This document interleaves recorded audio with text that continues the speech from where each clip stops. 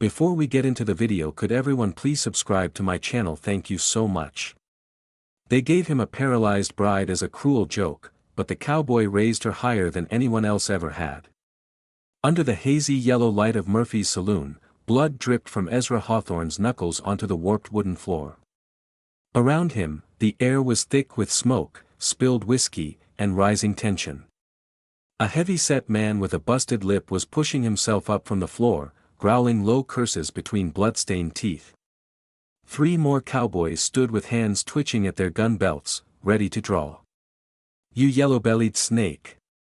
Pete Wilson spat, wiping blood from his split nose. "You ran from him, Apache, like a scared rabbit. Jimmy died 'cause you hid like a goddamn child." Ezra didn't respond. His fists were still clenched, his breath ragged. The insult struck deeper than the punch he'd just thrown. Around them, the saloon patrons, men he used to call friends, edged away from the fight, not out of fear but disgust. Murphy, the saloon owner, stepped between them with a tired voice. "That's enough, Ezra. Get out. You ain't welcome here no more." Ezra reached for his hat on the floor. No one stopped him. No one looked at him. The silence that followed his exit felt louder than any gunshot. Outside, the sun beat down hard on the dust-caked main street of Clearwater, Nebraska. It was the summer of 1867, but Ezra felt like the world had ended in May, the day of the Apache raid. He had been out checking fence lines with Jimmy when the riders came over the ridge, 15 warriors. Ezra had seen their war paint, heard their cries, and something in him shattered. While Jimmy stood and fired back, Ezra crawled behind a boulder and stayed there, paralyzed with fear. Jimmy died with 3 arrows in his chest. Since then, every handshake turned cold. Every familiar face looked away. Ezra's name had become a curse whispered in shame.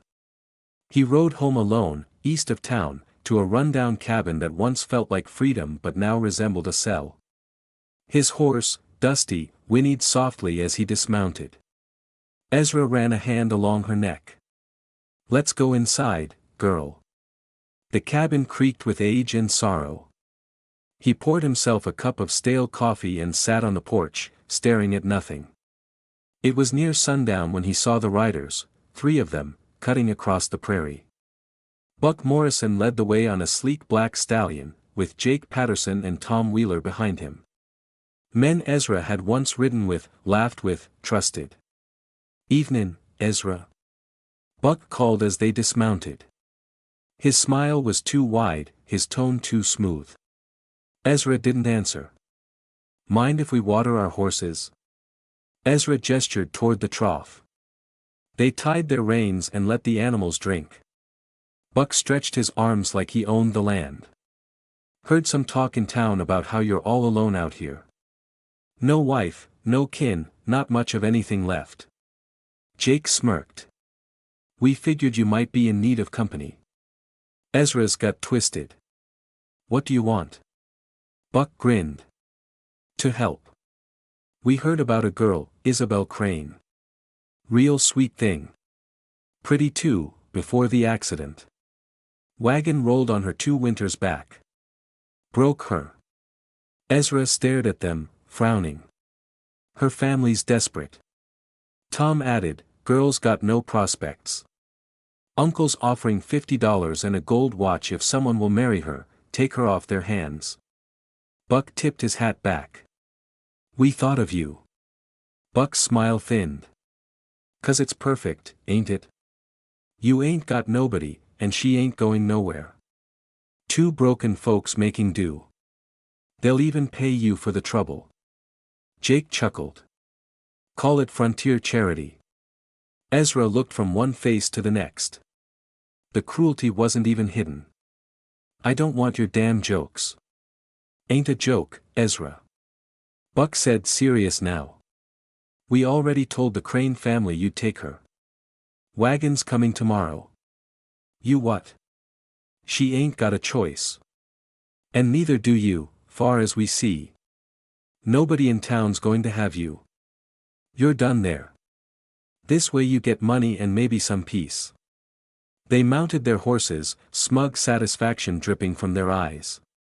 You should thank us, Buck said before turning. Most folks wouldn't even bother. They rode off, hooves stirring the dust that lingered long after they were gone. Ezra sat frozen, staring into the blood-orange sunset. His fists were shaking again, but not from shame this time, from something else, something that felt dangerously close to fury. The wagon arrived at dawn, its wheels creaking under the weight of uncertainty. Ezra stood on his porch with arms crossed, the early light stretching long shadows across the ground. Dust clung to the hem of his coat as he watched the driver, a lean, gray-bearded man, pull the mules to a stop. You Ezra Hawthorne, the man asked without dismounting. Ezra nodded. Name's Henry Crane, Isabel's uncle. He gestured to the back of the wagon with a jerk of his thumb. Got your bride here along with her things. Ezra's stomach turned. The word bride sounded too final, too false. I'd like to meet her first. Henry climbed down, muttering about how people didn't appreciate favors anymore. He pulled back the canvas tarp. Inside, lying on a thin mattress, was Isabel Crane. Her hair was the color of burning leaves in autumn, wild around a face pale as fresh cream. Her green eyes met his, sharp, wary, distant, a quiet kind of courage shimmered behind them, like she'd stopped expecting kindness and learned to live without it.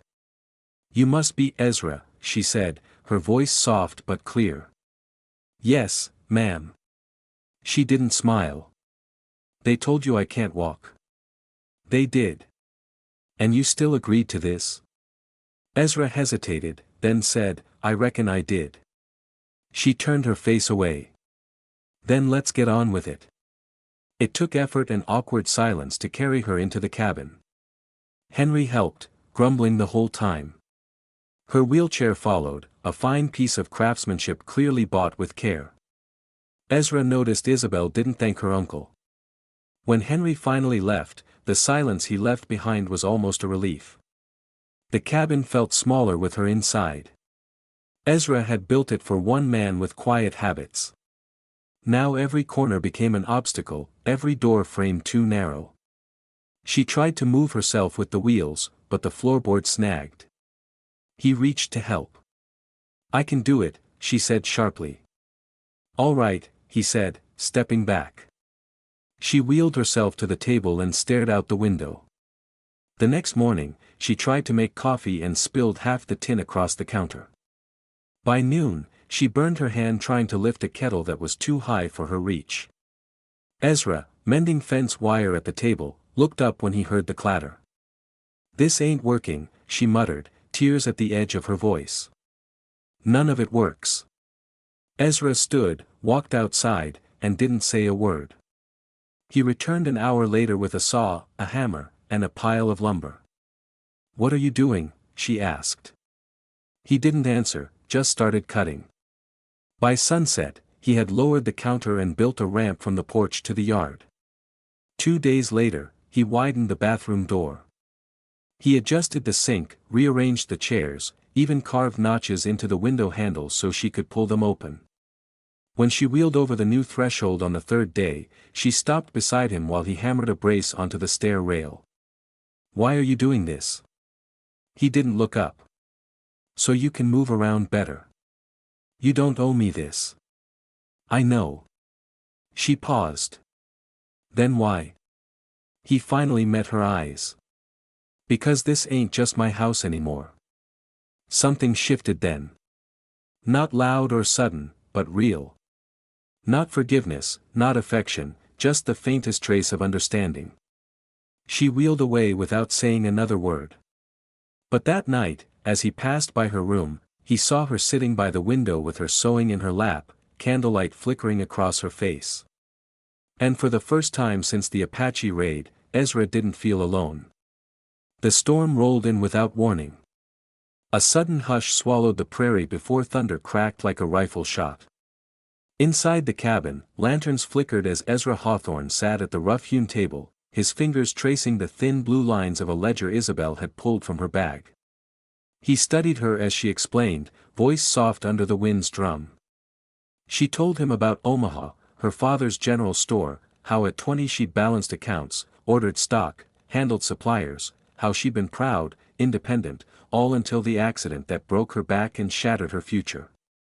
When her cousins sold everything, claiming she could not carry responsibility, it wasn't just a store she'd lost, it was her dignity.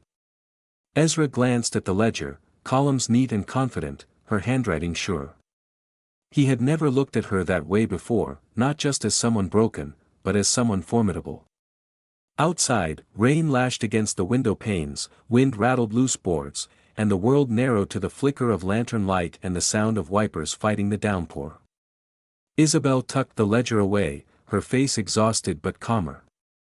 Ezra stirred the stew on the fire, each ripple of water reflecting his conflicted thoughts. He thought of the ranchers who called him coward, of the family he lost, of the shame that hung like wet cloaks over both of them. Then a sharp knock rattled the front door. 3 sharp knocks. Elaborate bangs that broke the hush. Ezra's hand froze on the spoon. Isabel straightened, eyes still steady. They both heard it, the low growl of voices beyond the door. Ezra stood, moving to the window, peering out through dripping glass. Figures blurred in the rain, at least 3, maybe more, men with heavy boots and heavier intentions. He stepped back and reached under the table where his rifle lay hidden beneath a cloth. Isabel watched, silent, understanding dawning in her gaze. This was no rescue party. This was something else. He gripped the rifle, heart pounding. He spoke soft but firm. "Isabel, get behind me." She didn't flinch. She rolled forward, reaching down to under her bed.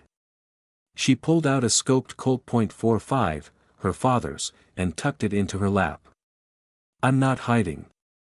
The door burst inward with a splintering crash. A tall man in a soaked leather coat strode in, pistol drawn. Behind him, 2 others seeped through the rain. The storm outside roared, masking the sound of shuffling boots. "Easwell Hawthorne," the man barked, voice rough. "Heard you turned into a soft farm boy hiding behind a crippled wife." Isabel's hand tightened on the Colt. Ezra stepped forward. "Stay out," he said. The man sneered. He aimed at Isabel. Ezra's pulse thundered in his ears.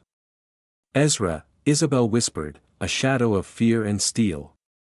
She and Ezra locked eyes. Ezra moved like something rebuilt, something ready. He fired first. 2 shots carved a line of warning into the floor. The intruders staggered, bracing themselves. As the leader lunged for Ezra, Isabel fired. 1 shot. The intruder jerked and stumbled, clutching his side. His eyes widened in surprise, then agony. The other 2 men hesitated. "Get out!" Ezra roared. His voice carried the weight of every cowardice he had shed. He fired again, low and loud, goose-stepping across the cabin. Isabel slid out of her chair, leaned forward, firing twice more at the second intruder rushing toward Ezra. Both shots found their mark. The second man dropped to his knees. The third turned and bolted outside into the storm, leaving the wounded to collapse inside. Rain washed in through the broken door. Ezra lowered his rifle, breathing heavy. Isabel sank back, pale but triumphant. For a moment, they simply stared at each other, the storm raging around them like a judge. Then Ezra exhaled, relief and pride mingling. "We did it." She nodded, pressing the Colt to her side, her gaze not leaving him. Together, the fire popped behind them. The intruders groaned on the floor. Ezra edged forward and dropped the rifle, then knelt beside Isabel. He reached out and touched her hand, the one holding the Colt. It trembled but did not release. His eyes glimmered with something new, respect, gratitude, something deeper. They rose. Ezra walked to the door and closed it against the storm. Then he turned and reached for Isabel's chair, guiding her beside the fire. Her face was pale, shock lingering in the corners of her eyes. He draped a blanket over her shoulders. "This changes things," he said softly. She met his gaze in the lantern glow. "I can protect us too." He squeezed her hand. "No one's running this time." Outside, the firestorm raged. Inside, their home held firm. Outside, the storm battered the cabin, but within its walls, something else roared to life. Something neither cowardice nor weakness could extinguish.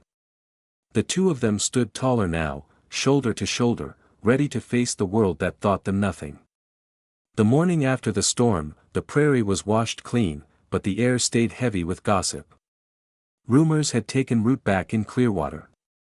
Whispers that Ezra and Isabel were nothing but two broken people clinging to each other because nobody else would want them. Ezra rode into town to check for mail and found a letter waiting. His lips went dry when he saw the seal and return address, Omaha, from Isabel's cousin James. Inside was an offer: Isabel could return home, sell Ezra's claim on her, and receive enough money to buy back her father's store, with Ezra paid off in full. She'd be safe, prosperous, reset, but it meant leaving Ezra behind. Back at the cabin, Isabel sat on the porch in the early sun, the letter open in her lap. Ezra dismounted beside her, dusty and tired from the ride. He didn't say anything, but she met his eyes, and he nodded toward the letter. She handed it to him, his gut twisted reading the words. She had tuned the world out: Ezra's ranch, his cabin, Mustang roaming past the porch. But now the world was calling again. "Ezra," she said quietly, "do you think we have to do this? Because neither of us has a choice. Because I'm broken and you're disgraced." Ezra rubbed his jaw. After everything, Murphy's saloon, the Apache raid, the storm, the intruders, he wondered to himself if he saw her because of pity or convenience. Isabel slid forward.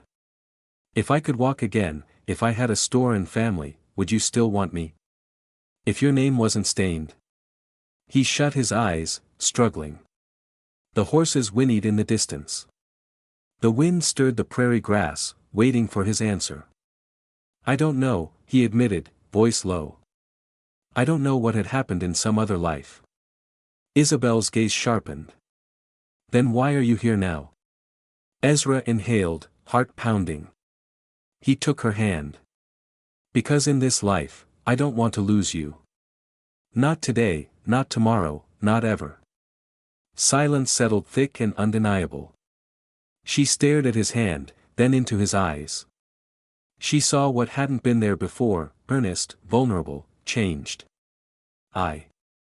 She swallowed. "Ezra, I've been thinking about who we are to each other. I need to know that you're not just keeping me around to feel better about yourself." He said nothing.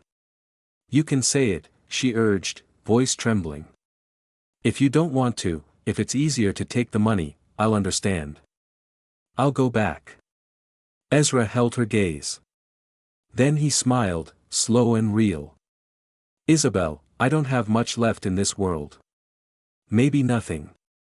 But what I have now is you and a future I believe in. You're not my charity or my last option. You're the reason I want to stand for something." Her eyes glistened, tears spilled. She nodded. Letter slipping from her fingers onto the porch boards, Ezra leaned close. "I can't promise I wouldn't run from danger," he said softly. "But I swear I won't run from you." She placed her hand over his heart. That's all I needed to hear. They sat there together as the sun warmed the cabin. No grand gesture, no ceremony, just two people finding each other in a world that had tried to write them off. In that moment, they were more than the scars they carried. They were proof that broken parts could be rebuilt stronger when held with purpose. Under a sky thick with stars and silence, Ezra led Dusty, his mare, to the edge of the barn. The grass shimmered silver in the moonlight, and the world felt as still as breath before a prayer. Isabel sat bundled in a blanket by the open barn doors, her eyes tracking Ezra's every move. She did not yet know what he had built, only that he had been working in secret, hammering late into the night, hiding bundles of rope and iron from her questions with a sly smile and a gentle, "You'll see." He approached her slowly, knelt down beside her chair, and offered his hand. "Come with me," he said. She blinked. "Ezra, it's the middle of the night." He didn't answer, only smiled and wheeled her to the barn. Inside, hanging from the rafters, was something that looked like a tangle of leather straps and rope at first, but Isabel's sharp eyes caught the shape of it. A rig, a lift, a way up. Her breath caught in her throat. "What is this?" Ezra adjusted the harness gently. "Something I built for you so you can ride." She stared at him, her voice barely above a whisper. "Ride? You mean on a horse?" He nodded. No one should have to live life only looking up at the world. Tears sprang to her eyes, but she blinked them back. "Ezra, I haven't since before the accident. I haven't been that high. I haven't." He touched her hand. "Then tonight we change that." Slowly, with careful strength, he helped her into the harness, securing each strap with steady fingers. When she trembled, he steadied her. When she gasped as the rig lifted her from the chair, he whispered, "I've got you. I always will." Dusty stood patient and calm, her breath forming soft clouds in the cool night. Ezra guided the rig forward, lowering Isabel gently onto the saddle. Her body tensed at first, but then, as she settled into the rhythm of the horse beneath her, her eyes widened. The world was different from here. She looked out across the plains. The moon painted the hills in silver, and the wind danced through the tall grass like a river of whispers. From the back of the horse, the horizon stretched endlessly, and for the first time in 2 years, she felt like she was part of it again. Not watching life from the edge, but inside it. She let out a shaky breath, half a sob. Ezra mounted behind her and steadied her waist, wrapping a blanket around both of them. "You're crying," he said softly. She nodded. "It's the first time since the accident. I feel like myself again." Ezra leaned close, his voice just above a whisper, warm against her ear. "Inst her ear, the world took your legs, Isabel, but it ain't taken the sky." She laughed, then a sound full of awe, sorrow, and gratitude, and it broke something open inside him. They rode slowly across the field, the stars above them, the earth below, and for a little while, the weight of the past slipped away. No one had ever lifted her so high. No one had ever thought to. And in that quiet starlit moment, love settled between them, not like thunder but like dawn. The sun was barely up when the first rock shattered their front window. Ezra was halfway through restocking flour sacks when the crash froze his hands. Isabel, from behind the counter, did not flinch. She looked up calmly, her hand already inching toward the drawer where they kept a pistol. It was not the first time trouble came their way, and both of them knew who it would be before the dust even settled outside, Buck Morrison. But this time he was not alone. 6 men on horseback, some from Clearwater, some strangers with hard eyes and twitching fingers. They rode with the air of men who knew the law was too far to matter and the neighbors too scared to care. Ezra stepped outside first, rifles slung low. "Morning, Buck," he said. Buck dismounted, spitting into the dirt. "Morning, Ezra. Shame about your window. Guess things break when you play house with someone too broken to stand." Ezra's jaw clenched. Behind him, Isabel rolled out her pistol, resting in her lap like it belonged there. Buck noticed. "Well, look at that. The little lady thinks she's a guard dog now." Didn't blink. "You came here with guns and cowardice, Buck. Tell me, which one are you planning to use first?" Laughter rippled through the group, uneasy and thin. Ezra felt it in his gut, the way the wind stiffened, the way dust shuffled in the back. Trouble was here for real this time. "We're just here to collect," one of the strangers said, "territory tax for operating a store on what used to be public drive." Ezra shook his head. "This land's mine. Bought it fair. And we filed all the proper paperwork with Sheriff Coleman. Sheriff's too busy chasing real problems, Buck sneered. Besides, ain't no sheriff out here now, is there? One of the riders stepped forward, hand resting casually on his holster. Ezra didn't move. Neither did Isabel. We're not paying, Ezra said. Then we'll take what we want. The moment shattered like the glass window behind them. Buck's hand moved first, but Isabel was faster. Her pistol barked once, a clean shot into the dirt between Buck's boots. He jumped back with a curse, stunned to see smoke curling from the barrel in her hands. I miss by choice, she said. Try me again. Ezra's rifle came up next, trained on the man with the twitching fingers. Nobody's taken a damn thing from us. It wasn't a cinematic standoff. No fast draws or flying bodies. Just dust, wind, and the heavy breath of people who'd come too far to back down. Now the stranger fired first. Ezra ducked, firing from his knee, grazing the man's arm. Isabel rolled to the porch post and braced her wrist. 2 shots cracked from her gun, one striking the side of the wagon, the other knocking a rifle from a rider's grip. Someone charged the door. Ezra tackled him before he crossed the threshold, both of them hitting the dirt in a thud of fists and breath. Isabel couldn't help there, but she held the line, covered the store, and fired once more when another tried to flank them. A bullet screamed past her cheek. She felt it tear skin, hot and burning. Ezra saw her cry out, and rage filled his chest like thunder. He shouted, swung the butt of his rifle into a man's gut, and fired into the air. Enough. Silence followed, sudden and jarring. The men stood panting, bloodied, unsure. You wanted a fight? Ezra yelled. You got one, but you don't get to call us weak anymore. Buck looked at Isabel, at her bleeding cheek, at the way she still held her pistol, hand steady. You're both insane, he muttered, backing away. No, Isabel said. We're just done being prey. They left one by one, retreating into the dust, the lawless air cracking around them like broken thunder. Ezra rushed to Isabel's side, touching her face gently. You're hurt. Just a scratch, she whispered, leaning into his hand. But her eyes were full, not of pain but of something deeper, fierce, unbroken. They sat on the porch as the sun climbed higher, side by side, weapons resting in their laps, backs straight, and behind them, the store still stood, shaken, bruised, but still standing. The morning was golden, the kind of quiet, wind-swept hush only the prairie could offer. Ezra stood beneath the awning of their store, running a hand along the smooth wood of the new sign they'd built together. It wasn't painted yet, not fully carved, but the space where the letters would go gleamed with promise. Behind him, Isabel was sorting ledger books at the counter.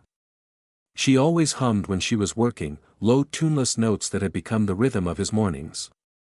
Ezra turned to look at her, really look. Her hair was braided today, a strand tucked behind one ear as she scribbled. The sun lit the freckles on her cheek. And just like that, the question formed in his chest, not from duty, not from pity, but from that wild, tender certainty that she had become the heart of everything good left in his world. He wiped his hands on his jeans, walked inside, and stood beside her. Without a word, she noticed, as she always did. You're quiet, she said. He took a breath. Belle, he said, using the name only he dared. I've been thinking. She looked up, eyes curious, soft. About what? About how this started. He leaned against the counter. You came here in a wagon like some unwanted parcel folks were glad to be rid of. And me, I was so low I thought maybe I deserved a life where love was just a transaction. Her lips pressed together, not with sadness but with understanding. I reckon that first month I was scared to hope, he continued, scared to think a man like me could still build something true. And now, she asked, voice barely above a whisper. Ezra reached into his back pocket, not a ring box. He didn't have one, just a simple leather pouch, the same kind her uncle had handed him that fateful morning. But this time it carried a silver ring nestled in cloth, handcrafted by a silversmith down in Broken Hills. On its band was etched a hawk in flight, and beside it, a wildflower in bloom. I know what this started as, but I also know what it became. Isabel Crane, he said, dropping to one knee, not dramatically, just simply, reverently. Will you marry me? Not because we have to, not because we're both broken, but because you make me want to stop running. Because when I see you, I see home. She stared at him, stunned into silence. Then tears welled in her eyes. You fool, she whispered. You beautiful, wonderful fool. And she nodded. They married 2 weeks later under the open sky. No church, no choir, just the wind, the grass, the sun, and the people of Clearwater who had begun to see them differently, not as outcasts but as builders of something real. Isabel didn't wear white. She wore a deep blue woven dress trimmed with soft earth tones and delicate embroidery. Her mother had made it years ago, before the accident, before the betrayal. It had been folded in her trunk all this time, waiting. Her chair was wrapped in wildflowers and cowboy rope, Ezra's idea. Daisies, Indian paintbrush, sage. It looked like something plucked from a frontier fairy tale. Ezra wore his cleanest shirt, a vest mended at the shoulders, and boots polished until they caught the morning light. His hair was combed back, but strands still blew in the breeze.